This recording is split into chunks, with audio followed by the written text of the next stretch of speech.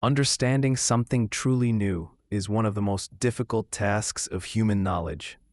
Not because there is a lack of data, not even because of lack of intelligence, but because the mind naturally tends to rely on what is already known. Francis Bacon formulated this difficulty with a stark clarity in warning that we never understand the new if it is not by analogy with the old. If you like this topic, do not forget to subscribe and give like, so you can be aware of more interesting content about science and philosophy. Knowledge is a journey, and together we can explore it. The problem is not ignorance, but automatic comparison. Bacon does not accuse the reader of ignorance, but of the tendency to compare before understanding. When we face a new idea, we look almost instinctively for something that resembles him. This comparison reassures us, but at the same time it can falsify the object before us. The new is reduced to a variation of what is known, even if it actually means a deep rupture. This mechanism explains why so many scientific revolutions were rejected or misinterpreted at the time.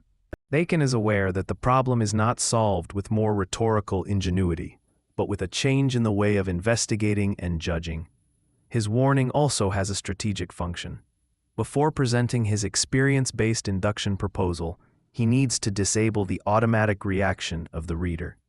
Bacon's phrase does not appear isolated, but in one of the most revealing moments of the Novum Organum, published in 1620, the text proposes a method to discover, in front of a knowledge that had become repetitive and sterile. Bacon seeks to combat the inertia of inherited knowledge. The Novum Organum is born to combat the false sense of understanding produced by hasty analogies. Bacon points to a structural problem of human understanding, the tendency to translate any newness into already known schemes. This book does not seek to destroy previous knowledge, but to expand what one may think. Bacon knew that discomfort is the inevitable price of scientific discovery. Baconian warning is still current because it points to a widespread confusion. To believe that we understand something because it is familiar to us.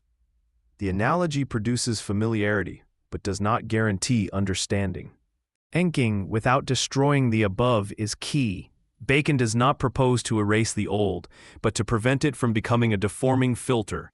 Scientific discovery demands a constant tension between continuity and rupture, between support in the known and opening to what does not fit.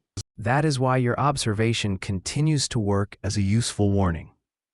Every time we think we have understood something new too quickly, we should remember Bacon and ask ourselves whether we have really understood it or whether we only made him look old.